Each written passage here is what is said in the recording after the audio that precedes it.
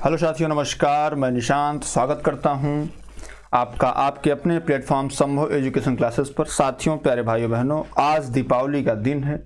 आप सभी हर्ष और उल्लास के साथ इस पर्व को मना रहे होंगे और इस पर्व को मनाने के साथ साथ आप पढ़ाई भी कर रहे होंगे। इसी क्रम में हम आज यूपीपीएससी ARO के लिए करंट अफेयर की शुरुआत भी आज इस शुभ दिन से कर रहे हैं। तो सबसे पहले तो आपको दीपावली की हार्दिक बधाई और शुभकामनाएं। आप सामने जो एग्जाम आपके उसके लिए आज से दृढ़ प्रतिज्ञ होइए और उसके लिए लग जाइए। ठीक है मेरे दोस्त, तो चलिए शुरू करते हैं आज की करंट अफेयर की क्लास। हमने बता दिया आपको कि साहब करंट अफेयर में जो है आपके जो प्रश्न आने हैं वो 20 से लेकर के 30 प्रश्न आने हैं। तो आप इनको कवर कैसे करेंगे ये मैं बताऊंगा आपको। फरवरी से लेकर के अब तक जितने भी चीजें घटित होंगी एग्जाम तक की बता रहे हैं, वो सारी की चीजें हम आपको to take one skip one videos में देते रहेंगे सर। ठीक है, तो चलिए शुरू करते हैं। क्लास पसंद आए तो इसको लाइक कर लीजिएगा, शेयर सब्सक्राइब जरूर कर लीजिएगा ताकि आपको नोटिफिकेशन मिलते रहे दोस्त। ठीक है, पहला क्या भी पहला है, हाल ही में नेस्कॉम का चेयरपर्सन किसे नियुक्त किया गया है? राजेश नाम्बियार, एस सिन्हा, अनंत महेश्वरी, ऑप्शन डी कृतिवासन। बताइए सर इसका क्या होगा? देखिए, सबसे पहले तो नेस्कॉम का फुल फॉर्म आपको जानना पड़ेगा कि नेस्कॉम का फुल फॉर्म होता क्या। नेस्कॉम का फुल फॉर्म होता है नेशनल एसोसिएशन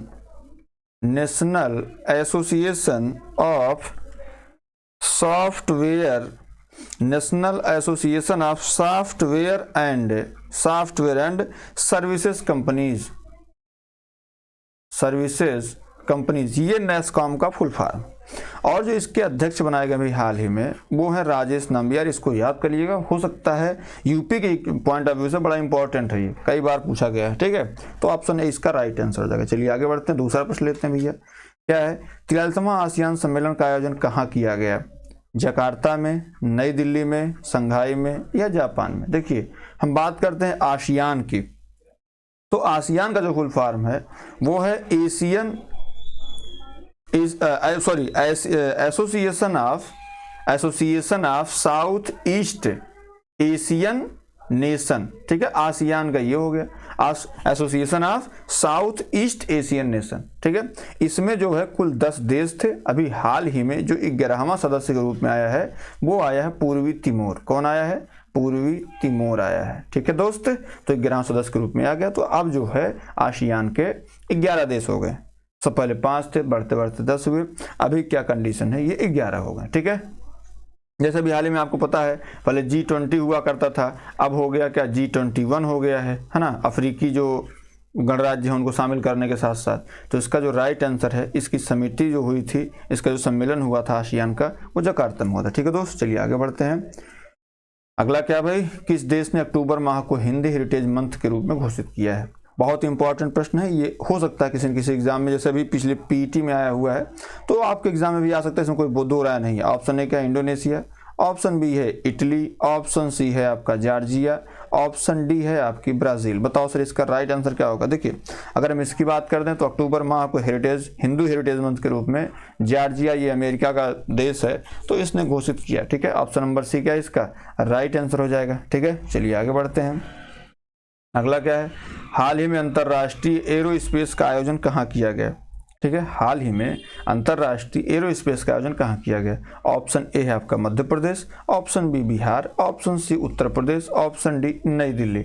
बताइए सर इसका राइट आंसर क्या होगा? देखिए, अगर जो एरोस्पेस सम्मेलन की आयोजन की बात पूछेगा तो ये हमेशा जो है मध्य प्रदेश, इस बार जो हुआ है वो मध्य प्रदेश होगा। ऑप्शन नंबर ए सही है, आप इसको याद कर लीजिए। अंतर्राष्ट्रीय एरोस्पेस सम्मेलन का आयोजन मध्य प्रदेश में किया गया, ये बात क्लियर है। ठीक है, तो ऑप्शन ए इसका क्या राइट आंसर हो जाएगा। चलिए सर आगे बढ़ते हैं, 5वां प्रश्न लेते हैं। क्या है? हाल ही में चर्चा में रहा पिरोला क्या है? बैक्टीरिया है, एक द्वीप है, कोविड-19 का वेरिएंट है, या ऑप्शन नंबर डी मच्छर का नया रूप? बताइए सर इसका राइट आंसर क्या होगा? देखिए, जो पिरोला है ये चर्चा में भी रहा है। अभी पिछले बिहार में एग्जाम हुआ, उसमें पूछा भी गया था सर, है ना, तो हो सकता है आपसे पूछ ले।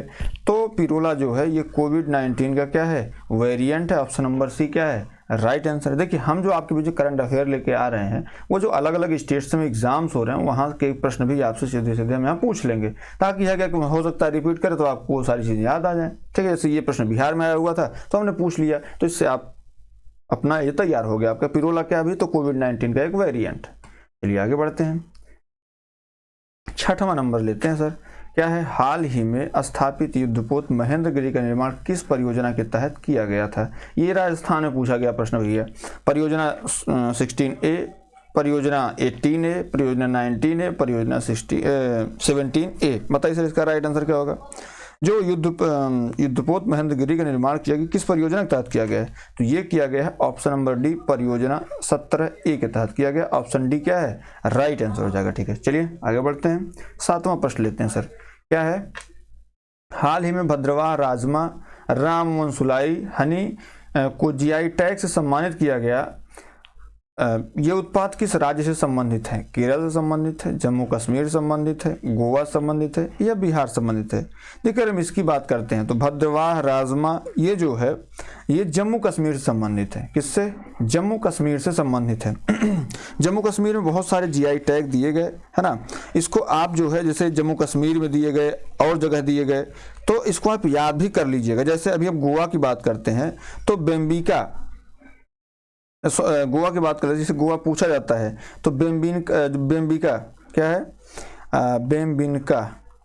बेम्बिनका जो है अभी हाल ही में गोवा का जीआई टैग इसको दिया गया है। ठीक है, बिहार की अगर हम बात कर लेते हैं तो बिहार में जो है आपका मरचा चावल, अभी हाल ही में मरचा चावल, ठीक है, मरचा चावल दिया गया है।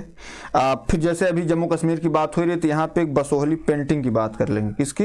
बसोहली पेंटिंग, बसोहली पेंटिंग की बात कर लेंगे। ये भी जो यहाँ से जीआई टैग इसको मिला हुआ है। ठीक है, फिर यहाँ पर अगर हम बात कर लेते हैं किसकी, यहाँ जैसे अभी मतलब इन लोगों को अभी हाल ही में दिया गया है। अभी केरल को अभी हाल ही में कुछ नहीं मिला इसलिए इसको ऑप्शन में तो भाई इसको सबसे पहले गलत काट दीजिए। लेकिन अभी आपको जो है जैसे जम्मू कश्मीर बसोहली पेंटिंग के लिए दिया गया है, फिर उसके बाद गोवा को जो है बेबिनका के लिए दिया गया है, बिहार के लिए बिहार को जो है मरचा चावल के लिए दिया गया है। ठीक है, तो ये आपको याद रखना है। ठीक है मेरे दोस्त, चलिए आगे बढ़ते हैं। इसमें right answer option number B हो जाएगा। आठवां प्रश्न क्या भैया, कौन सा मंत्रालय ग्लोबल इंडिया AI 2023 के पहले संस्करण की मेजबानी करेगा? AI ये हमेशा चर्चा में रहता है। अभी हाल ही में आपने देखा कि इस जो एक दक्षिण भारत की हीरोइन है, एक्ट्रेस हैं स्मृति मंधाना, उनका भी डीप फेक वीडियो वायरल हुआ था तो AI के जो सहयोग से किया गया था, तो इसलिए ये चर्चा में है ना। अभी AI और हम आगे आएंगे तो भी थोड़ा सा पढ़ेंगे। Ministry of electronic and information technology, option B है ministry of external affair, option C है होम मिनिस्ट्री, ऑप्शन डी है ministry of science and technology. बताइए सर इसका राइट आंसर क्या होगा? देखिए अगर हम बात कर लेते हैं तो जाहिर सी बात है ग्लोबल इंडिया, अभी जैसे ये वीडियो आया है तो वीडियो कौन कंट्रोल करता है? जाहिर सी बात है ministry of electronics and information technology. Option A क्या है इसका राइट आंसर हो जाएगा। ठीक है सर, राइट आंसर इसका हो जाएगा। चलिए आगे बढ़ते हैं, नौवां प्रश्न लेते हैं। क्या है, हाल ही में उत्केला हवाई अड्डे का उद्घाटन किसने किया? ये भी प्रश्न आपके पीटी का है सर। श्री ज्योतिरादित्य सिंधिया ने, नरेंद्र मोदी ने, अमित शाह ने, नितिन गडकरी ने। देखिए अगर हम बात करते हैं उत्केला हवाई अड्डे की तो ये उत्केला हवाई अड्डा जो अभी बनाया गया है ये कहाँ बनाया गया है? सबसे जरूरी प्रश्न तो ये है, तो ये बनाया गया है आपके उड़ीसा में। कहाँ बनाया गया है? उड़ीसा में बनाया गया है। और इसके उद्घाटनकर्ता जो थे, जो कि एयरपोर्ट का काम है, तो ये किया था ज्योतिरादित्य सिंधिया जी ने। ठीक है, तो इसमें ऑप्शन ए क्या है सही हो जाएगा। चलिए आगे बढ़ते हैं, 10वां प्रश्न लेते हैं भैया। क्या है, किस देश ने 100% इलेक्ट्रिक ट्रैक्टर विकसित किया है?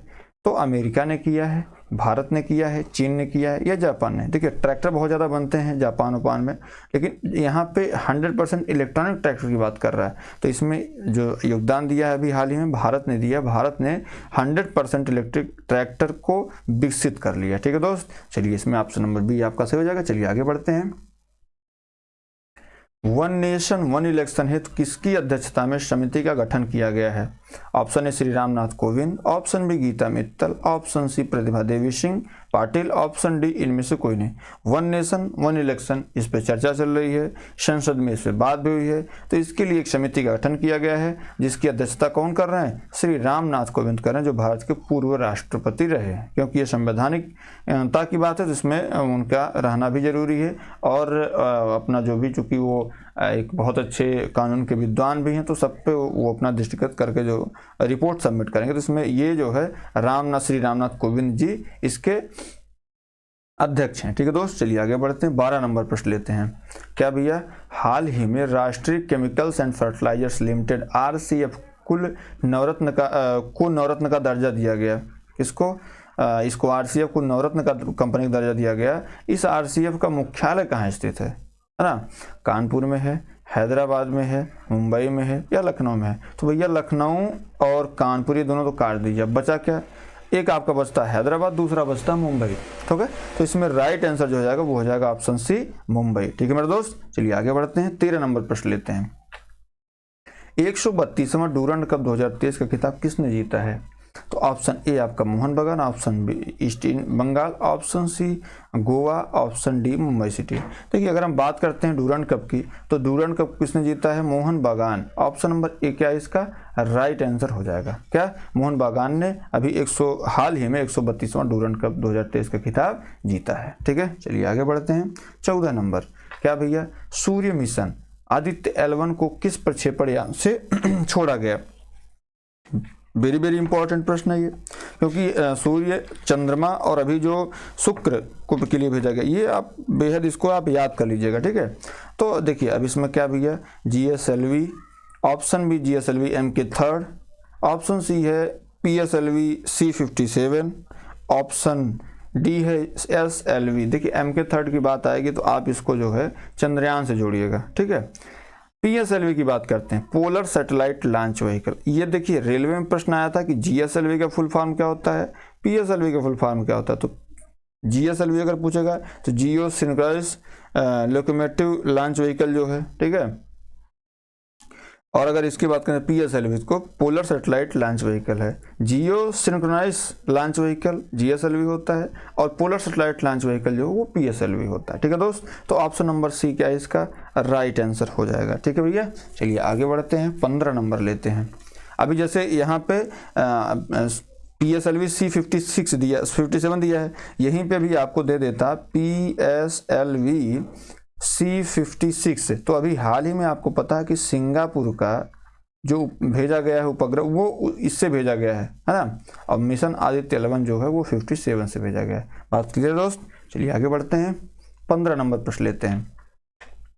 रोमन मैग्सेसे पुरस्कार 2023 किस भारतीय को प्रदान किया गया? Option A Ravish Tripathi, option B Shivam Mishra, option D doctor Ravi Kundan, option D Nimesh Chaturvedi. बताओ इसमें क्या होगा?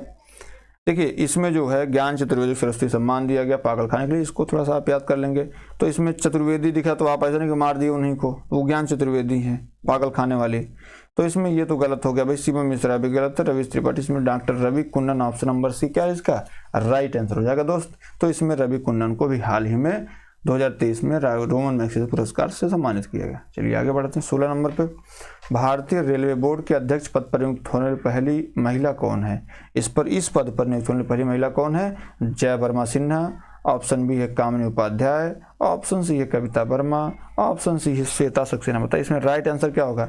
इसमें राइट आंसर हो जाएगा आपका ऑप्शन नंबर ए, भारतीय रेलवे बोर्ड के अध्यक्ष पद पर नियुक्त होने वाली। जब से भारतीय रेलवे बनी 1853 से लेकर के आज तक कोई महिला अध्यक्ष नियुक्त नहीं हुई थी। पहली दफा जय वर्मा सिन्हा को रेलवे बोर्ड का अध्यक्ष नियुक्त किया गया है। ऑप्शन ए क्या है इसका राइट आंसर हो जाएगा दोस्त। चलिए आगे बढ़ते हैं। 17 नंबर, क्या है भैया, इंटरनेशनल क्रिकेट खेलने वाली पहली ट्रांसजेंडर क्रिकेटर कौन है? ठीक है, option A Nansen Broad, option B Daniel McGahey, option C है जेमेनियस यक हवा, ऑप्शन डी इनमें से कोई नहीं। देखिए अगर हम इसकी बात करते हैं कि भाई सबसे पहले ट्रांसजेंडर कौन है जो क्रिकेट खेल रही, तो वो आपकी है डेनियल मैकगाहे। कौन है? डेनियल मैकगाहे जो है ये पहली दफ़ा ट्रांसजेंडर होने के बावजूद भी क्रिकेट खेल रही है। तो ये वो भी इंटरनेशनल, गली का क्रिकेट नहीं, इंटरनेशनल क्रिकेट खेल रही है। कौन सा इंटरनेशनल क्रिकेट? यानी कि हम बता दें क्रिकेट खेल रहे हैं तो गली वाला क्रिकेट ना, ये इंटरनेशनल क्रिकेट खेलने वाली पहली ट्रांसजेंडर क्रिकेटर बनी है। तो ऑप्शन नंबर बी क्या है इसका राइट आंसर हो जाएगा। चलिए आगे बढ़ते हैं। 18 नंबर, किस राज्य ने भारत का पहला AI स्कूल लॉन्च किया है? अभी हम लोग पढ़ रहे थे AI के लिए जो सम्मेलन किया गया है वो किस मंत्रालय ने किया है? तो हमने आपको बताया था कि वो मंत्रालय कौन था? Ministry of electronic and information technology. वो भी ग्लोबल इंडिया AI का वो था। अब यहाँ पूछा कि पहला AI स्कूल कौन लॉन्च किया भी है? Option A Karnataka, option B Delhi, option C Kerala, option D आपका तेलंगाना। बताइए इसका राइट आंसर क्या होगा। ठीक है, इसकी हम बात करते हैं। तो जो अब पहला लॉन्च किया गया है, ये लॉन्च किया गया है आपके केरल में। कहाँ पे लॉन्च किया गया है? ये लॉन्च किया गया ऑप्शन नंबर सी केरल में। केरल में जो है इसको पहली बार, भारत में पहली बार जो है पहला AI स्कूल लॉन्च किया गया। ठीक है दोस्त, इसमें ऑप्शन नंबर सी क्या है? राइट आंसर हो जाएगा। चलिए आगे बढ़ते हैं। 19 नंबर, हाल ही में किस देश में दुनिया का पहला पोर्टेबल अस्पताल आरोग्य मैत्री क्यूब बनाया गया है? Option A Bhutan, option B Nepal, option C Sri Lanka, option D आपका भारत। देखिए अगर हम इसकी बात करते हैं तो गुजरात, उड़ीसा है ना, इसमें दे देता आपको। तो इसको आप याद रखिए कि भाई पहला पोर्टल कहाँ? भारत में बना है। कहाँ बना है? भारत में। ठीक, ये आपके एग्जाम में आया हुआ प्रश्न है और इसको आप याद भी कर लीजिएगा। ठीक है दोस्त, चलिए आगे बढ़ते हैं। 20 नंबर, PM बस सेवा योजना के लिए कितनी इलेक्ट्रॉनिक बसें प्रदान की जाएंगी? Option A 100, option B 1000, option B 10,000, option C D 1 lakh. बताओ भी इसमें राइट आंसर क्या होगा।